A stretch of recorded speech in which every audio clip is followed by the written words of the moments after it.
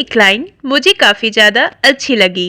किसी ने क्या खूब कहा है, हम दिए को तो आसानी से बुझा सकते हैं परंतु अगरबत्ती को नहीं, क्योंकि जो जलता है वो आसानी से बुझ सकता है और जो महकता है वो चारों तरफ महक ही फैलाता है। तो डिसाइड आपको करना है कि आपको किस तरह से जलना है, दिए की तरह या फिर अगरबत्ती की तरह। आपको अपने जीवन को किस राह पर ले जाना है। Hey everyone, welcome back in my channel which is stay life with study. Stay life with study में आपका बहुत ही वेलकम है। 20 फैब की ये ब्लॉग है जो आपको 21 फैब को सुबह 10 बजे मिल जाएगी। और सारा काम करने के बाद, किचन का काम करके अपनी बेटी को शावर देके उसको भी रेडी कर दी हूँ और उसके बाद बेड को सही करूँगी। और बेड सही करते करते क्या, आज मुझे मॉर्निंग से ही मेरी तबीयत बहुत ही ज़्यादा ख़राब लग रही थी, फिर भी मैं काम कर रही थी क्योंकि काम को छोड़ा नहीं जा सकता है। और मैं बहुत मतलब कि ट्राई कर रही थी कि अच्छे से सब कुछ कर लूँगी और पढ़ाई भी कर लूँगी, बट मेरे से वो मैनेज नहीं हो पाया। सब कुछ करने के बाद जो शावर लेने से पहले जो टाइम बचा था, तो मैं सोची थी कि आज हिस्ट्री का टेस्ट था तो वो टेस्ट दे देती हूँ। मुश्किल से मैं 15-20 क्वेश्चन ही दी थी और मुझे बहुत ज़्यादा हेडेक होने लगा। तो फिर मैं शावर लेके और पूजा पाठ करने के बाद थोड़ा सा ब्रेकफास्ट की और उसके बाद लेट गई थी। बट कहते हैं ना कि लेटना भी बहुत मुश्किल होता है एक हाउसवाइफ के लिए, क्योंकि उसी समय मेरी बेटी को थोड़ा सा होमवर्क उसका बचा हुआ था तो वो करना था।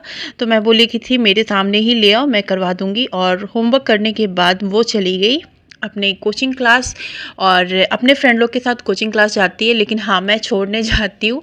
मन तो ठीक नहीं था लेकिन बच्चे के लिए आप कर सकते हो। और थोड़ा सा तबीयत ख़राब होने पे भी बेड पे आ जाना सही नहीं लगता है। और ऐसे कहो तो थोड़ा सा मेरा तबीयत नहीं ख़राब हो रहा था, क्योंकि फ़ीवर हल्का हल्का मुझे फ़ीवर का फील हो रहा था। उसके साथ साथ ना मुझे हेडेक बहुत ज़्यादा हो रही थी।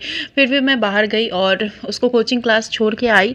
तो मैं सोची कि फिर लेटूंगी ना तो बहुत ज़्यादा ऑलरेडी बैकलॉग लगा हुआ है और बहुत ज़्यादा बैकलॉग लग जाएगा।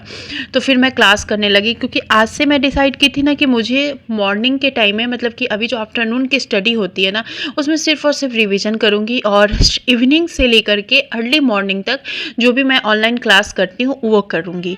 बट ऐसा कुछ मुझे नहीं लग रहा था कि अभी रिवीजन कर पाऊँगी, क्योंकि काफ़ी ज़्यादा हेडेक हो रहा था।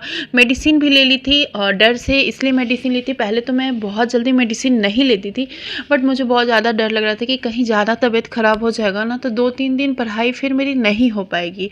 और इसीलिए आज मैं रिवीजन वाला जो है ना पोर्शन उसको हटा ही दी कि मैं सोची हूँ कि अब मंडे से रिवीजन करूँगी। और अभी जो भी क्लास है ना वो मैं आज का मतलब एक्स्ट्रा जो बैकलॉग का क्लास भी मैं करती थी वो मैं नहीं कर रही हूँ। जो भी आज से हुआ है, जैसे कि ज्योग्राफी हुआ है और फिर मैम ने फिजिक्स पढ़ाया है, बायोलॉजी पढ़ाया है, तो वो मैं क्लास की हूँ। उसके अलावा आज मैं कुछ भी नहीं की हूँ। हाँ, थोड़ा सा टाइम मिला था तो एनसीईआरटी बुक को मैं बस ऊपर ऊपर से देख रही थी, लेकिन अभी कुछ उतना समझ में भी नहीं आ रहा है। और आप लोग भी बोलते हो कि दी जो भी पढ़ाई किया करो ना वो शेयर किया करो, तो मैं अपना जो क्लास रूटीन होता है वो आपके साथ शेयर करती हूँ। और चाहे कैसे क्या पढ़ाई कर रही हूँ वो भी आपके साथ शेयर करती हूँ। रही बात नोट्स शेयर करने की, तो नोट्स शेयर करने में मुझे कोई भी प्रॉब्लम नहीं है। बट होता ये है ना कि मेरी राइटिंग, मैं बहुत ही गंदी राइटिंग में लिखती हूँ। लेकिन आप लोग जो भी बोलते हो, जो मुझे सही लगता है, एक दो मुझे चैनल ना मतलब कि उनका सही नहीं लगा तो मैं उनके साथ नहीं शेयर की। लेकिन पर्सनली मैं ऐसी हूँ कि टेलीग्राम का लिंक भी है यहाँ पे, तो जो भी मुझे वहाँ पे मैसेज करते हैं और उनको जो भी हेल्प चाहिए मैं पर्सनली भी उनको वो हेल्प करती हूँ। तो मुझे ऐसा लगता है कि मेरे से जितना होता है मैं उतना करती हूँ।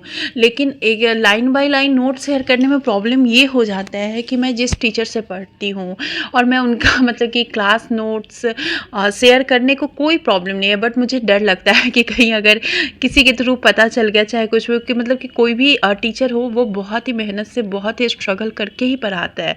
ऐसा नहीं है कि वो ऐसे ही लेके और पढ़ा दिया। और नोट शेयर करना मुझे ठीक नहीं लगता है, लेकिन जिनकी मुझे लगता है कि जिनको हेल्प चाहिए ना, मैं उनको सच बताऊँ तो पर्सनली बहुत ज़्यादा हेल्प करती हूँ।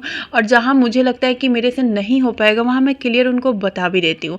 इसके बाद आफ्टरनून में मैं आ गई थी राइस बनाने और अभी थोड़ा सा बेटर फील हो रहा है। लेकिन आप मेरे फेस से समझ सकते हो आजकल मैं बहुत ज़्यादा मतलब कि चिड़चिड़ी टाइप से भी हो गई हूँ। मतलब कि छोटी छोटी बात पे गुस्सा करने लग गई हूँ, खुद से भी बहुत सारे क्वेश्चन करने लग गई हूँ।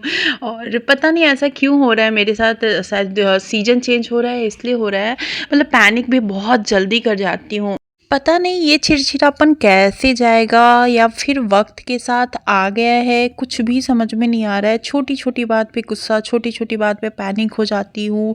और ऐसा ये नहीं है कि मैं किसी से लड़ाई कर रही हूँ किसी से कुछ भी है, खुद ही बहुत ज़्यादा अपसेट रहती हूँ। शायद मेरा अभी बैकलॉग लगा हुआ है, मुझे बहुत ज़्यादा बर्डन हो गया है अपनी पढ़ाई का, इसलिए भी ऐसा हो सकता है। लेकिन अब ना काफ़ी ज़्यादा बेटर फील हो रहा है, क्योंकि 70 to 80% मेरे क्लासेज जो है वो कंप्लीट हो गए हैं, 30% है। तो वो फिर संडे के दिन किसी का भी क्लास नहीं रहता है, कोई भी सब्जेक्ट का, तो मैं वो जितना भी होगा संडे के दिन भी कवर कर लूँगी और मंडे से रिवीजन करूँगी। और ये चिड़चिड़ापन रहने का एक और रीज़न ये भी हो सकता है कि मेरा ना रिवीजन नहीं हो रहा है, इसलिए और ज़्यादा मुझे डर लग रहा है, टेंशन हो रहा है। क्योंकि 4.0 ना लास्ट ऑप्शन है, सबके लिए लास्ट ऑप्शन, ये नहीं कि मेरे लिए ही लास्ट चांस है, सबके लिए लास्ट चांस है। ऐसे ही अगर ये नहीं होगा ना तो मैं कुछ और करूँगी, लेकिन अपनी लाइफ में ना अब स्टडी से फिर मतलब कि रीस्टार्ट की हूँ अपनी स्टडी को, तो इसको मैं स्टॉप नहीं करूँगी। सब कुछ करने के साथ साथ मैं पढ़ाई करूँगी और आगे लाइफ में कहीं भी पहुँच जाऊँ, कुछ भी हो जाए, मैं पढ़ाई को कभी नहीं छोड़ूंगी। जब तक मेरी लाइफ है ना तब तक मैं पढ़ाई करूँगी, क्योंकि अब ना मुझे पढ़ाई करने में मज़ा आता है। चीज़ें वैसी ही करनी चाहिए जिसको करने में आपको इंटरेस्ट हो, जिसको करने में आपको मज़ा आए। तो अब मुझे पढ़ाई करने में ना मुझे लगता है कि पहले से भी ज़्यादा, जब मैं छोटी थी उससे भी ज़्यादा अब मुझे पढ़ाई इंटरेस्टिंग लगने लगी। अब मुझे हर चीज़ समझ में आ रही है, धीरे धीरे सब कुछ अच्छा लगने लगा है। पढ़ाई के साथ मेरा रिश्ता एक अलग सा जुड़ गया है। और आज जो बन रही थी वो सहजन की सब्ज़ी बन रही थी। गर्मी में ये सहजन की सब्ज़ी बहुत मिलती है, बट मार्केट में मिल गई थी तो मम्मी लेके आई थी, जो कि सहजन की सब्ज़ी काफ़ी ज़्यादा ही यम्मी लगती है, देखने में भी और खाने में भी। उसके बाद डिनर बनाने के बाद मैं सोने से पहले भी अपने क्लास कर रही हूँ। और पता है सबसे ज़्यादा बुरा ये भी लग रहा है कि मैं अर्ली मॉर्निंग नहीं जग पा रही हूँ। पता नहीं ऐसा क्या हो रहा है, शायद तबीयत सही नहीं हो रहा है, इसलिए अर्ली मॉर्निंग जग जाती थी ना तो काफ़ी कुछ कवर हो जाता, रिवीजन भी हो जाता। अब देखो कल से मैं कहीं अर्ली मॉर्निंग जगूँ। डेली रात में सोने से पहले तो यही सोचती हूँ कि अर्ली मॉर्निंग जगना है, बट नहीं जग पाती हूँ। इंसान ही हूँ, कभी कभी होता है, लेकिन इस बार 2 बार हो गया। 2 दिन से मैं अर्ली मॉर्निंग नहीं जगी हूँ। अब नेक्स्ट डे से अर्ली मॉर्निंग जगूंगी और आप लोगों के साथ अर्ली मॉर्निंग की भी ब्लॉग शेयर करूंगी। आप लोग भी कमेंट करके बताइएगा कि आप लोग की पढ़ाई कैसी चल रही है। अगर कोई भी क्वेरी हो तो प्लीज़ कमेंट बॉक्स में कर दीजिएगा। मैं कोशिश करती हूँ कि हर एक का रिप्लाई कर पाऊँ और मेरे से जितना हो सके उतना आप लोगों की हेल्प हो जाए। और कभी कभी आप लोगों से भी मुझे काफ़ी ज़्यादा हेल्प मिल जाती है। तो इसी तरह से यूट्यूब एक प्लेटफॉर्म हो गया है जहां मैं आप लोगों से कनेक्ट हो जाती हूं और आप हम लोग से कनेक्ट हो जाते हैं। तो अब मिलूँगी नेक्स्ट स्टडी ब्लॉग में, तब तक के लिए टट्टा बब्बा, ख्याल रखिएगा अपना और अपनी पढ़ाई को बेहतर से बेहतरीन बनाने के लिए खूब मेहनत कीजिएगा।